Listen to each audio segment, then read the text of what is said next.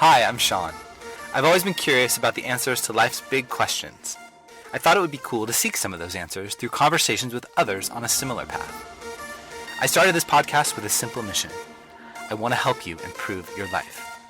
These conversations are meant to challenge you, make you think, and to inspire you to pursue the things in life that light you up. I've always believed that with the right mix of effort and perseverance, anything truly is possible. I'd like to invite you to think outside the lines.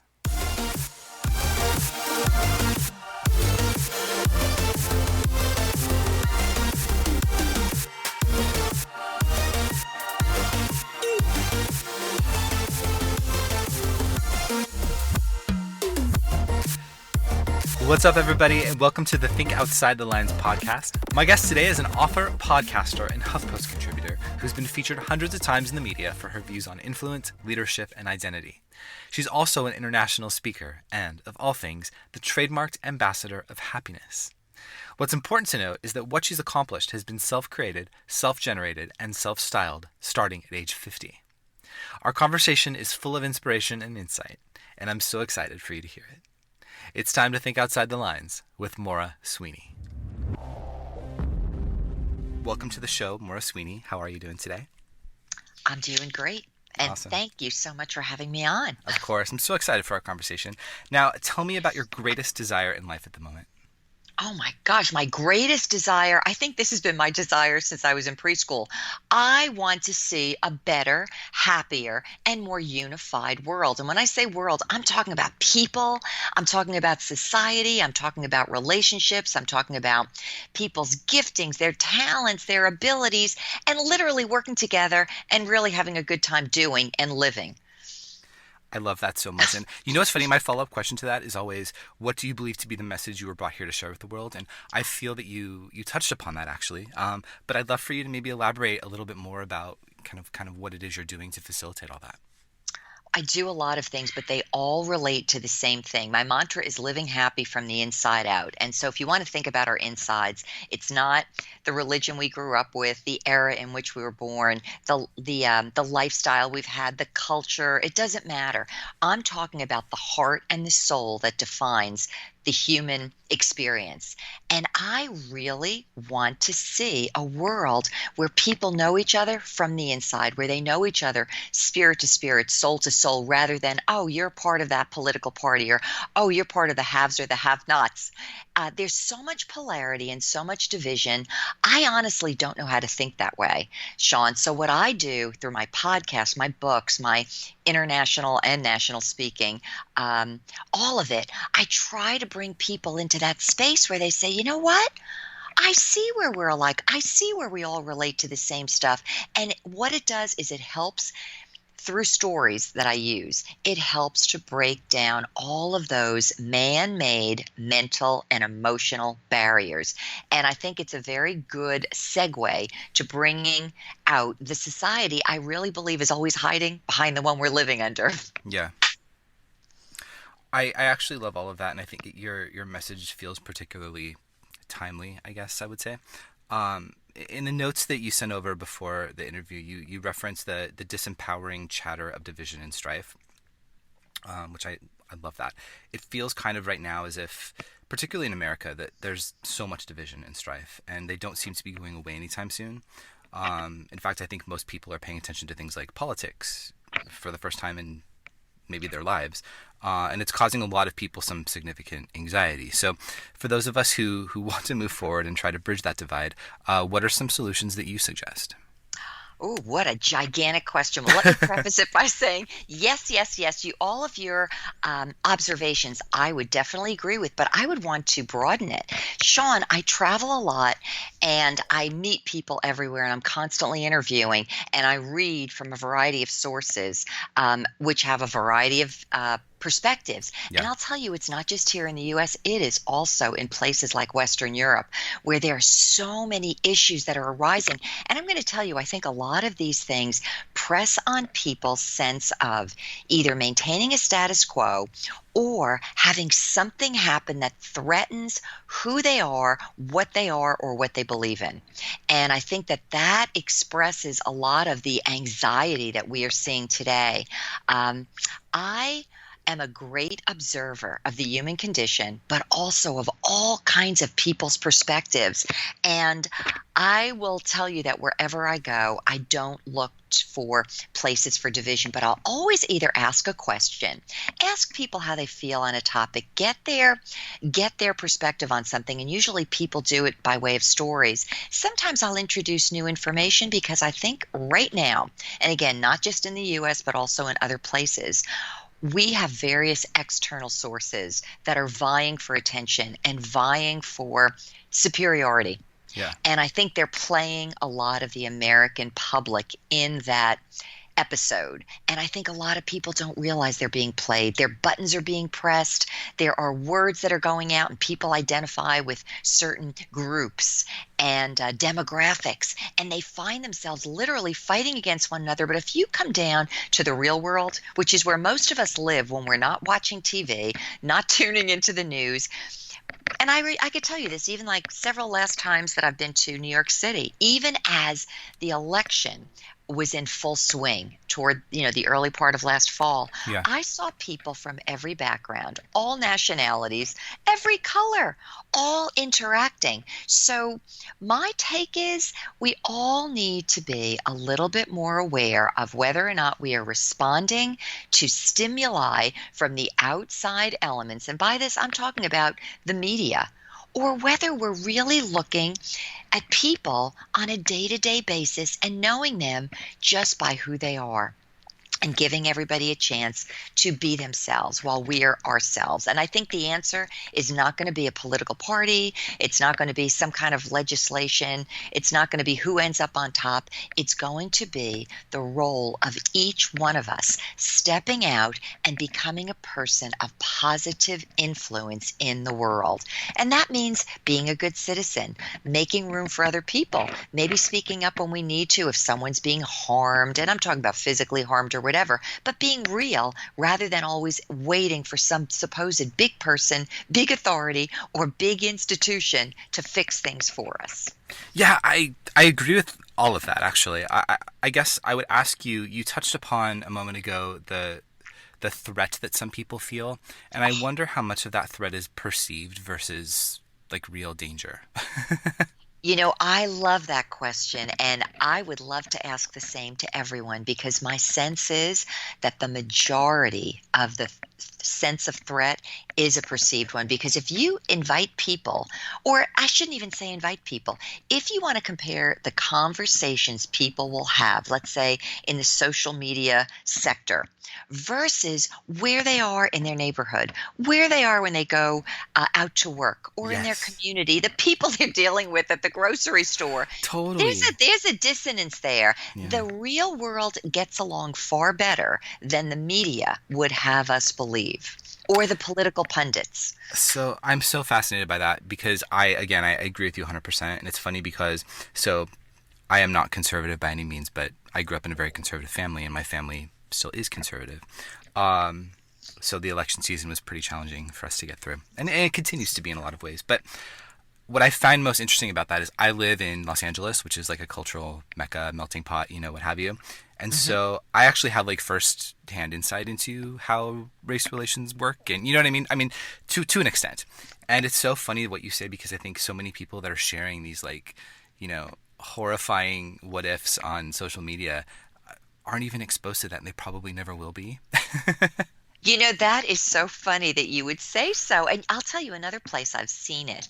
I would tell you I have seen it on several university campuses, that Interesting. there's this mindset that all of a sudden emerges, and people just believe it, and it becomes group think Yeah. and group identification, but it is not real. And the reason why I say it's not real is that I have been watching and studying American culture, let's say from the mid 1800s when we had the Industrial Revolution onward. I just love culture. Yeah. I love change. I love watching the icons. I love to see how changing values take place. And I'm going to tell you, a lot of problems we think we have today with the races, I think a lot of them have been literally conjured up because certain people, and I'm not pointing any fingers because I'll tell you an interesting story at the end of this, profit and profiteer based on getting people excited and creating and fomenting that sense of danger. And let me offer this. This happened maybe over a decade ago. If you're familiar with Dick Morris for over a decade, I guess, was the political consultant to the Clintons when they Correct. were in Arkansas, all the way up to Washington, D.C., the Yeah. White House. But then I happened to meet with him in a setting several years ago when he was in between the Clinton era, which would have been obviously the Democrats, Yeah. and what he now does, which is he's a mouthpiece for the right. Yeah. And he happened to be at this real interesting juncture.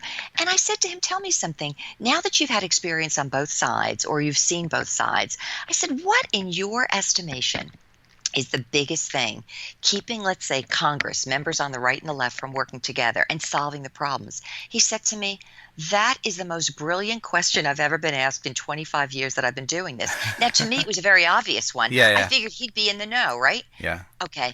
He said that was the most brilliant question. He said, let me tell you this, and I believe there's so much truth to this, Sean. He said, people in Congress, or you could say people, doesn't matter, Republicans, Democrats. He said, if they sat together in the same room, and by the way, many of them do work together behind the scenes. Sure. He said, if they were to sit down for a half hour, they could solve the majority of their problems, but they never will. And he said, let me tell you why. They need the problems. They need the enemies out there, because without a perceived enemy, there's nothing to fight for, and therefore there's nothing to garner the financial support they're all looking for. Totally. Now, that's why I'm telling you, and I'm so glad you're asking me this question. I had no idea we'd be going in this direction. But Sean, if we want to see a better world, a better society, a better human race, barring no specific group, okay, then we each need to know that we don't have to respond to everyone else's invitation for a fight or for a judgment against another group of people. We instead can be free to be who we are, to be good citizens, to be kind, to be generous, to be creative, to literally just be good people and see other people in the same way, rather than falling into all of these silos of the day. And I'm telling you, after we're done with these current groups of identity politics people, we'll find new ones in the next couple of years. It's just we move from one zone to another, and unless we're mindful enough, we're going to keep being pawns in somebody else's game. So I'm very much aligned with that, and my hope is that we can use conversations like this to drive the conversation forward, because I think the conversation is starting to get a bit stale, and so I think that the people like us that actually potentially could come up with like solutions, and you know what I mean. I like that. Yes. So You know, I'm so glad you're mentioning this. I want to tell you one more thing. A few months ago, I was in New York listening to a panel discussion, yeah, and it was about women in politics and whatever.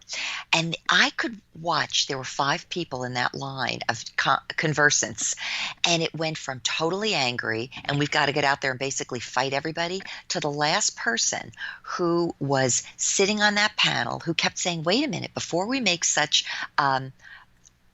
comments about other people, have you ever gone across the aisle and listened?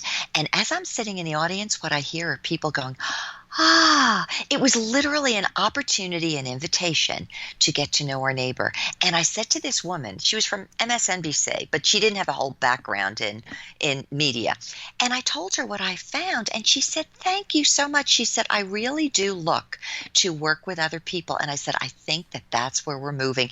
People on the far extremes are bowing out of the fight, and they're just looking for a little bit of peace. I actually took a break from doing the show for a while after the election, because for a moment it felt to me like things were just continuing to get worse before they got better. And I kind of still feel like some of the evidence around us is pointing for that to be true, but it is my ultimate sense of optimism and the desire to contribute something positive to the world that inspires me to keep going. And that's why I, brought the show back. I have a podcast. You have a thriving business. What tips, and a podcast, what tips do you have for somebody who might be in search of their calling in this realm, but perhaps, just for someone who has a desire to contribute something bigger to the world? Oh, I'm so glad. I often, for that question, I often remind people to get out of their headspace. Our headspace is everything we're programmed in and everything we hear all the time. But get into the heart space, which it sounds a little bit esoteric, but it's not meant to. Close your eyes, put your hand over your heart, and just ask yourself one simple question like this. What was I doing when I was growing up that I loved? What was I doing when nobody was paying attention, that nobody told me I could or couldn't do? What kind of things made me happy? And when people at conferences or wherever I am, when I ask them this question and they have their hand over their heart space, they're really connecting with their soul. And it's inevitable, whether it's right there on the spot or very soon in the day, they will come upon or happen upon a time period in their life when they were playing a game or doing something or watching something or creating something, and it'll make them smile. I always invite people to reconnect with those places and spaces. Mine happened to be looking up at the sky at airplanes and wanting to travel the world and meet people everywhere they were. And the other thing, because for me, that was making new friends of all different persuasions. Yeah. And the second thing I used to do when I was growing up is I was supposed to be an attorney. That was my career path as far as my family was concerned. I used to spend time at my grandfather's law office, but rather than being concerned with what he was doing, I was so taken up with his secretary's typewriter. This is way back in the day. And I couldn't get over how she would create documents that other people would review and think about and act upon. And even before I could read, Sean, I remember thinking, oh, I'd love to have an idea or things I could write about that other people would read and think about and talk about. Now, the reason why I mention all this for anyone who's listening today, if they were to take that time in the quiet of the day, I don't care if it's 5 minutes, and go back to those simple times and stop saying, what did everybody tell me to be? Or what did everybody say was important? Or what did I tell myself I had to be? And go back to some of those times, those early parts of our lives where we're interested in something, we're excited about something, and wherever we're smiling, that's a little bit of a thread that connects with our soul, and I believe will be a thread that will not only help enable us be a person of purpose, because our soul has an opportunity to expand and to do something in that arena, but will also be a key to how we can incorporate those things we love into doing something that will help support us in a career. And I think that's a big key to feeling happier and then creating a healthier society too. So I love that so much because I think what it really comes down to is stopping all the chatter that's around us.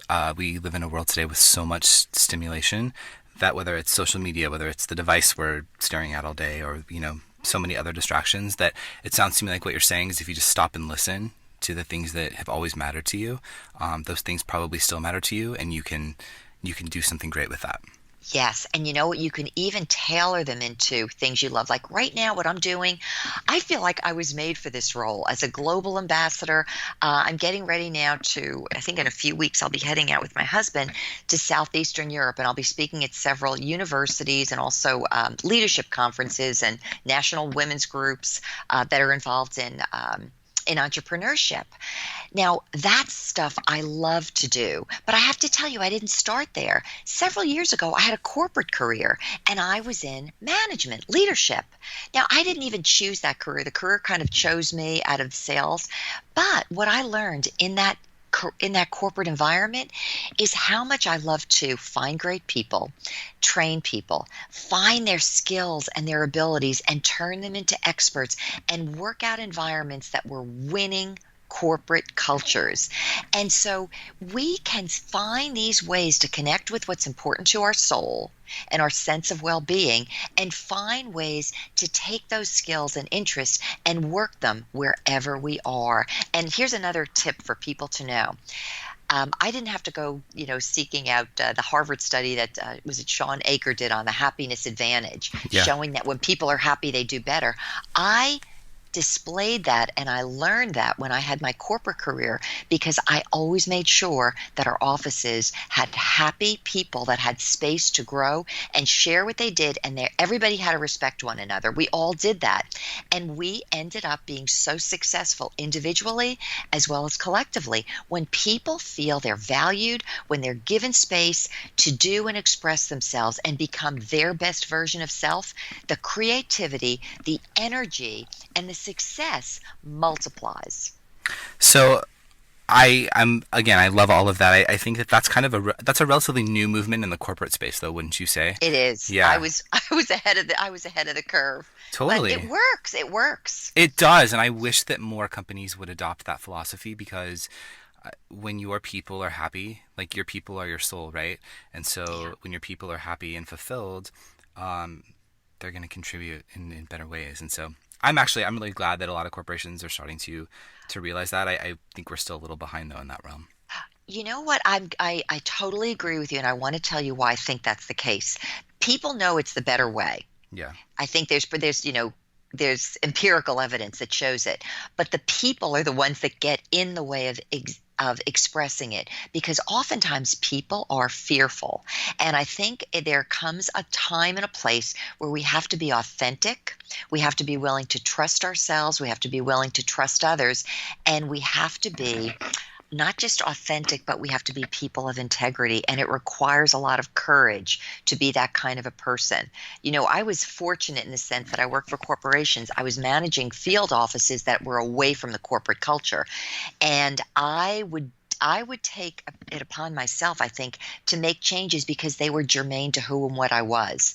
And there were a lot of times I thought, oh, I feel like I'm risking some things on my end to let other people grow. But the bottom line was, when you are willing to be a little bit more transparent with people, when you do trust, when you do set yourself up as an example of, let's say, this is the way we're going to model, and you are consistently that way, people will ultimately catch that spirit and move in it. Doesn't mean that there's not threats along the way of people going outside of the lines, but it really requires a lot of courage to be that kind of a leader, and to invent and constantly model that good quality in a corporate environment. But it is so well worth it.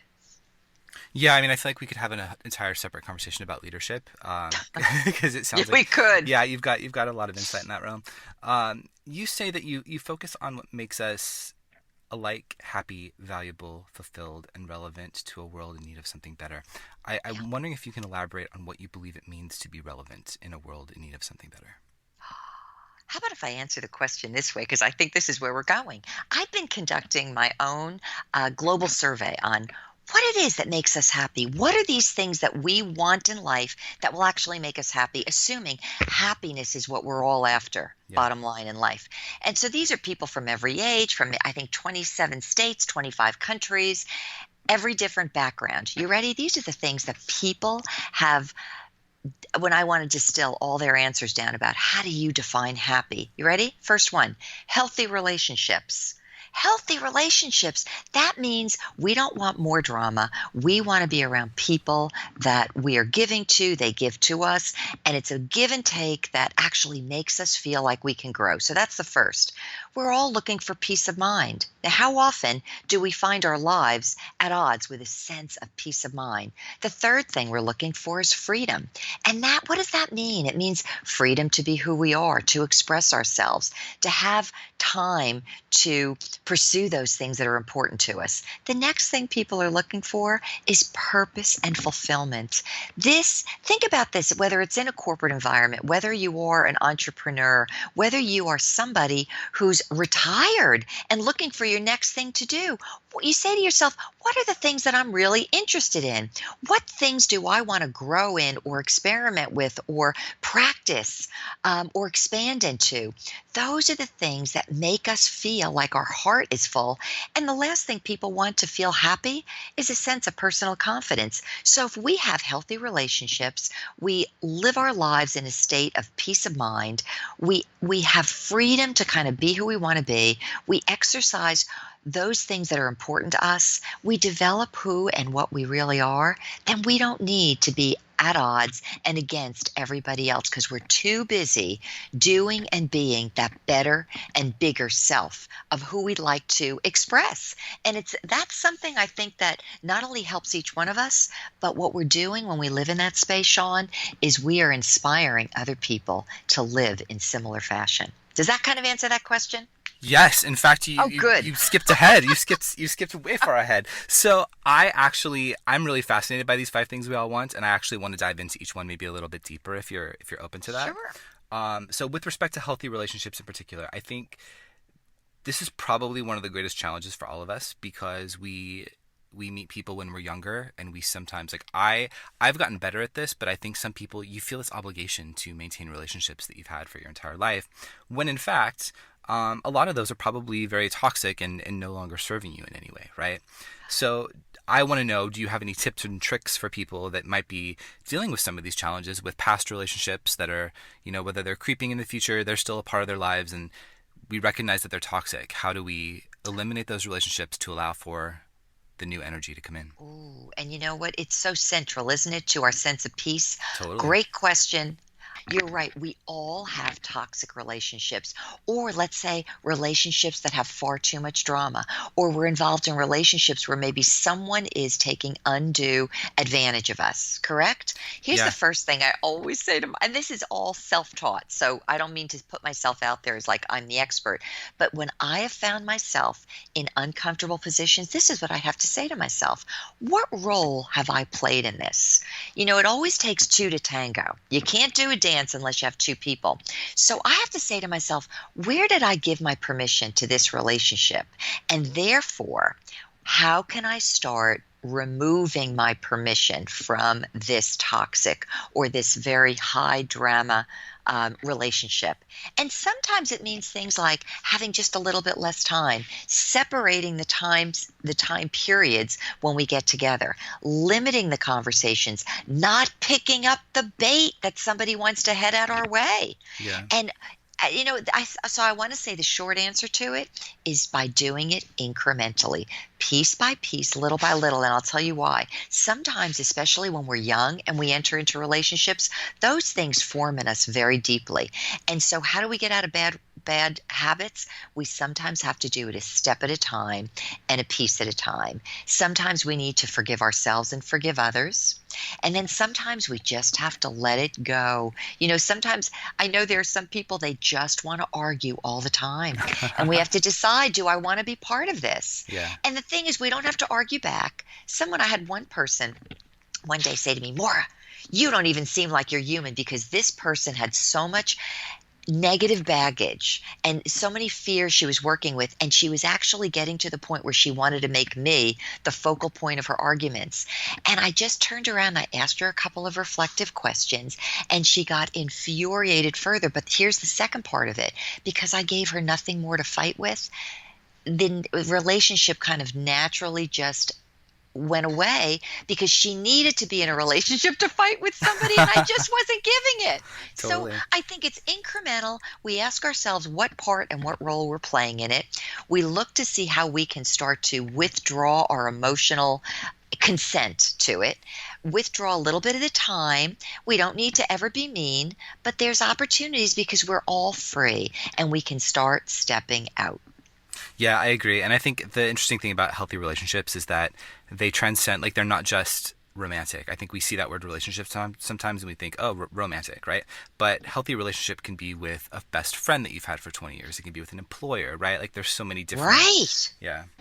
Absolutely, it could be with siblings, with parents. It could be with a boss. I mean, there's all kinds of things. You're right. Peer pressure. It doesn't matter. But we have to really take stock, and that's one of the things I have in my books. It sort of runs through, because I, again, always use myself as the guinea pig. It's, what role am I playing in my so-called problem? And am I seeing myself as a victim, or can I use this as a means of opening my eyes, getting a little perspective, and starting to convert some of my thoughts and my behaviors and my intentions?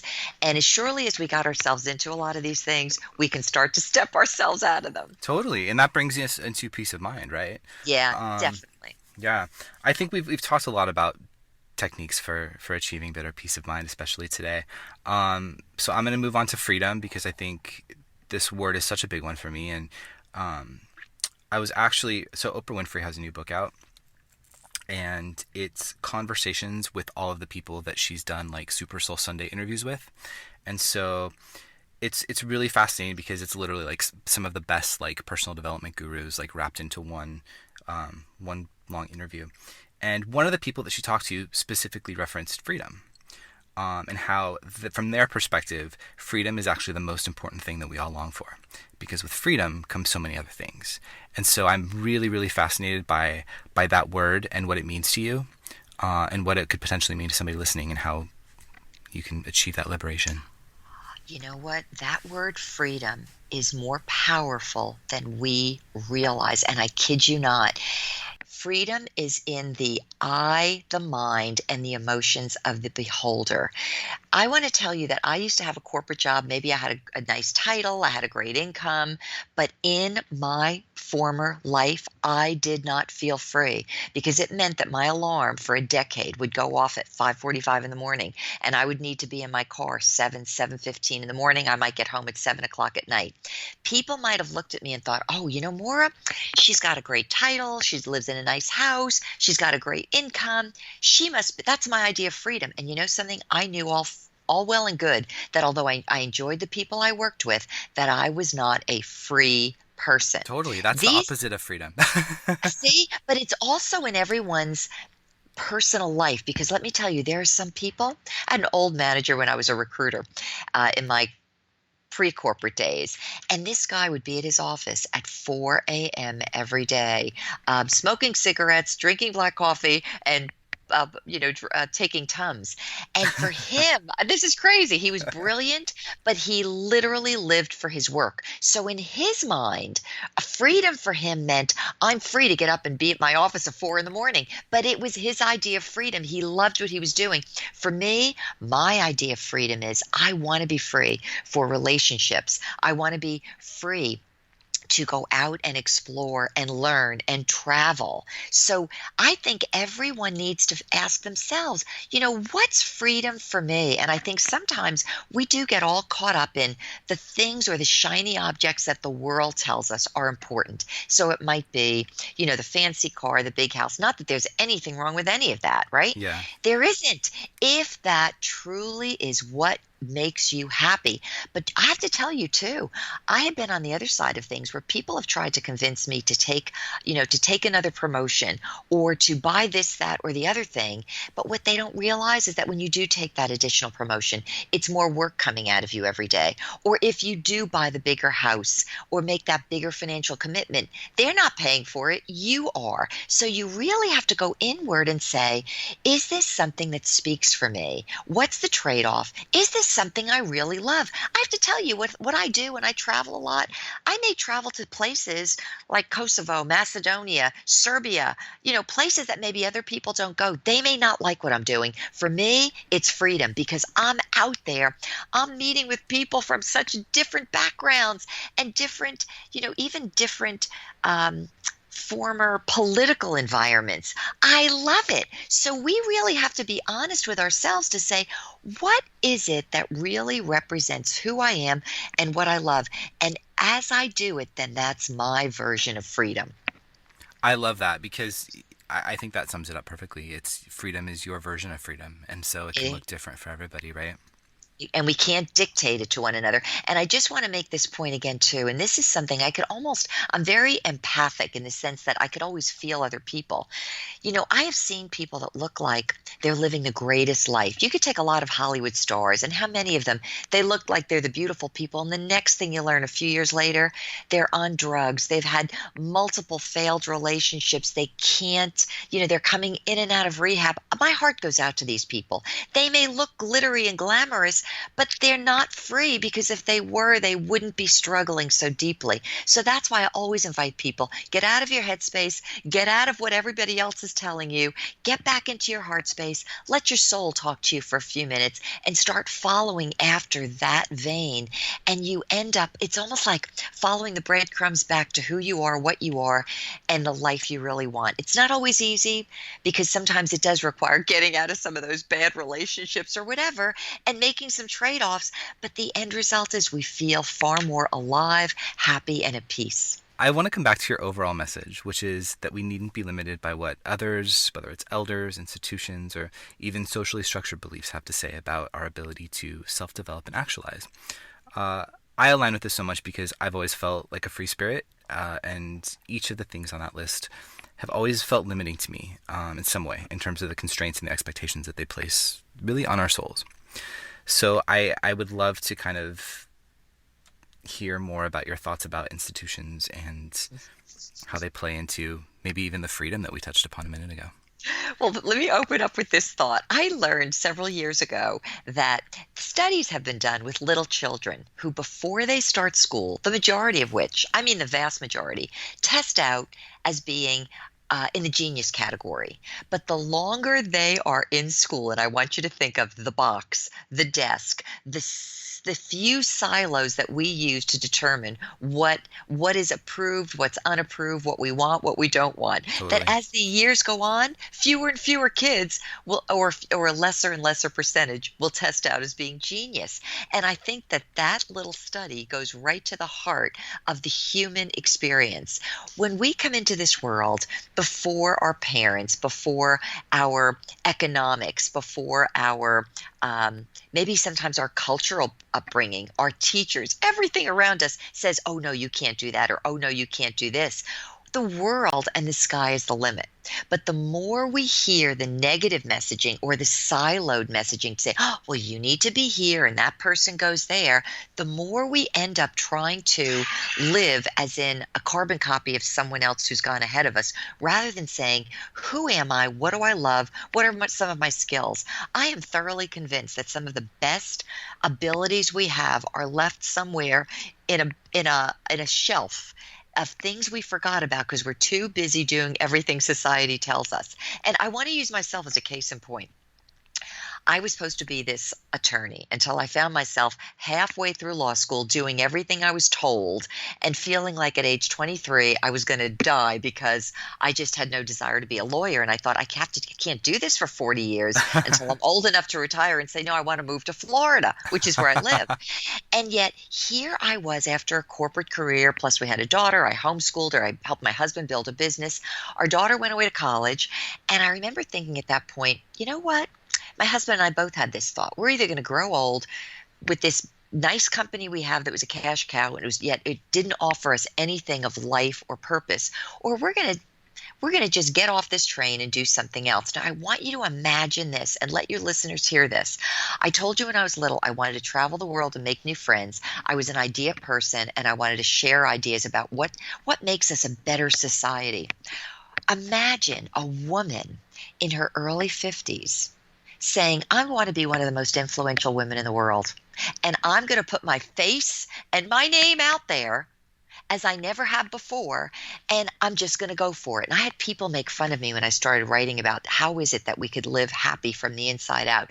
I literally had fellow bloggers looking at me like, that's no demo.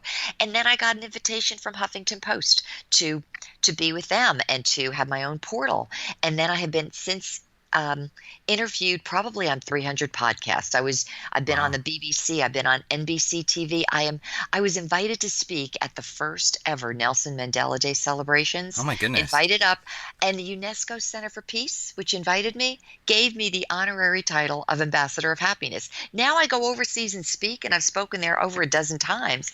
Overseas, they literally introduce me and interview me on whether it's their newspapers, well, they're not newspapers anymore, online publications, or TV news as the ambassador of happiness. Now, I want you to think about this. What nerve did that take for a woman, a woman, age 50, to put herself out there? I didn't have any credibility, and yet here I am. Here I am talking to you, right? So what does that say for anybody anywhere else that has these certain desires and dreams that they never really pursued because they said, I don't have the credibility. It's too late. I don't have the money. I don't have that. I didn't get there because of money. I just kept following what I loved, what was important to me. And if one door didn't work, I find another one. And I just did what I liked. So in many ways, I am almost at some level the truth of the word that I give. Go and be who you are. Follow what you love. Incorporate it into where you live and what's important to you. And not only will you step out of the lines that you were brought up under, or the rules. Like you don't see 50-year-old women that saying, I think I'm going to go out there and get involved in media work or be a talking head or be invited at universities to moderate things like how do we deal with hate in the world? You do These today, are and all I new think for me. I think that's so inspiring, and I love that you're leading that trend because you're starting to see so much of that today. We Um, are. and I'm so inspired by that. Like as a younger man, I feel like that empowers me in so many ways when I see women successful late into their lives and just human successful, right? Like that's really what we Human want. successful, right? Because we could easily turn it into, oh, I'm black, oh, I'm Latino, oh, I'm disabled at some level, right? Totally, totally, It doesn't matter. And you know what? I have to tell you, I don't see color, I don't look at gender, I don't evaluate people by isms. When I meet them, I'm looking at their heart. I'm looking at who are you? And what can I do to help extend who you are? What can I do to remind you of that candle that lives inside of you that's come to planet Earth and wants to be your bigger self? How can I make room for that? And I think we all have a piece of that in us, but I really do think so much of society, institutions, will tell us the opposite. And one of my favorite self-created quotes is, if the human race knew where we were going, wouldn't we have arrived by now? Think about totally, that. totally agree Right? with that. So why not be the new human race? Why not step out, even if it's just a little bit, and be a little bit more of your better and bigger and brighter self? I listen. I'm so in love with all of that.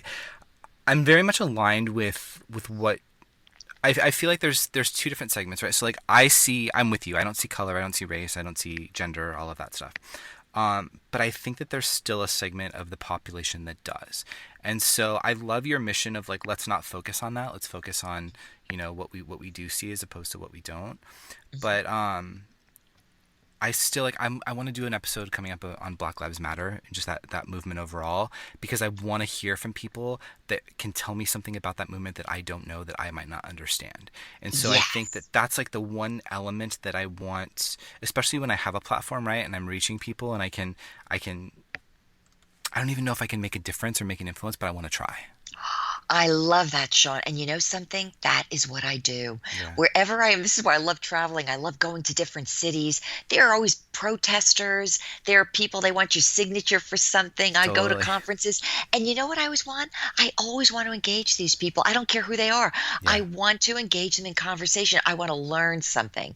And do you know, by our engaging people, and our making space for them and their story, do you know what happens on the other side? They start making room for you and your story, and in the middle of it, a lot of the barriers come down and the understanding comes in. And I think what you're doing is great. I love it. Yeah, You need absolutely. to write to me when you do that interview, I will. and I think it's great. Yeah, my friend actually just did a short film on the subject, and so I'm gonna be talking to her and some of the cast of the film. But then also I'm trying to expand that conversation a little bit wider, because I think it's something that's important, and I think more Caucasians need to be having that conversation. But anyway, don't want to digress too much. Oh, no. And I know you and I, we could probably digress on everything. But I Agreed. will say this one more thing about whether it's Black Lives Matter or if it's the women's march that was in Washington. Let me just say this. I think people put themselves under a banner, but if you actually interview everybody, and maybe it's in the gay population, you interview people and you literally find people from every different background. Totally. They're all in it for a different reason. And it's so nice to be a bridge, to be a ribbon, someone that finds ways to engage in conversation and find ways that we can interact with one another. And I really think that it's in those places that we help mend fences and we find what unites us rather than divides us. And we make room for everyone to gain and everyone to prosper. Maura, what do you hope will be your legacy? How about this? A happier world. Seriously, if I could be responsible for one of the world's biggest block parties where everybody's invited and everybody wants to dance and everybody wants to have a great time together and they're so happy that they can't imagine having fights, that's what I would love to leave as my legacy, the world's biggest block party. I love it. I love it. So I know that many people listening today have felt this conversation has resonated in some way. Tell us how we can connect with you, and I believe you also have some special gifts for us, if I'm not mistaken. I do. All right. first way they could connect with me, if they love to listen to podcasts, connect with me on iTunes or Stitcher or Google Play. It's Maura Sweeney, Living Happy Inside Out. They're 10-minute long podcasts, and it'll give you always that little question that'll make you think about your own life, what's important to you, and there's always like a little story and a little call to action. That's the first thing. The second thing they could do is connect with me directly at Maura, M as in Mary, AURA, the number 4, the letter U.com, more for you, because whoever you are, I'm for you. And they could get on my newsletter list. They can subscribe to my blogs. I've got about 200 videos. The other things, as far as specials go for your listeners, I would love to share these. The first is this: if they would like to write to me, Maura at moreforyou.com, ask me for a free copy of Exiting the Comfort Zone. If there's somebody today who's listening that said, you know what, I've been inside the box, or there's some things that I really wanted to do and I've been afraid to do them, I'd love to share with them my story about exiting the comfort zone.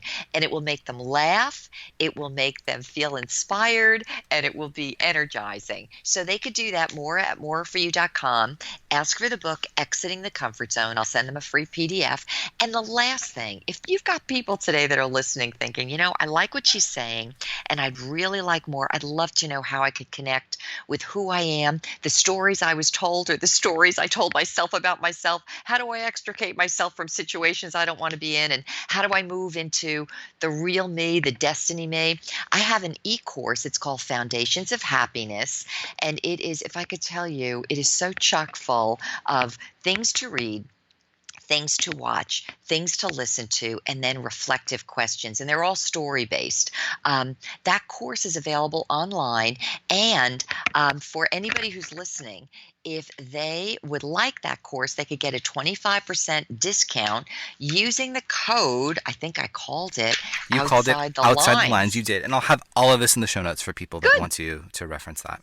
Good. So that's it. They can connect with me. They could just write and say, hi, I like the interview.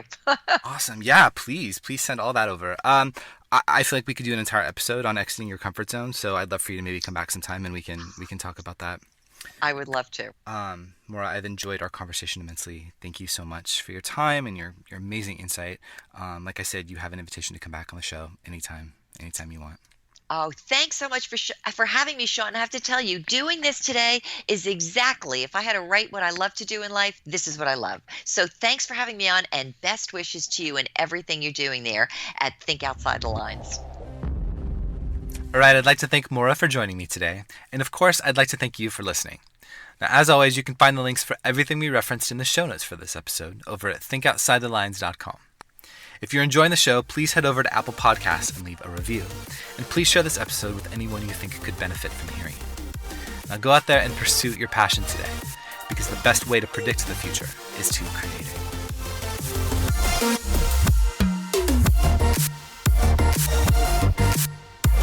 For more information, please visit thinkoutsidelines.com.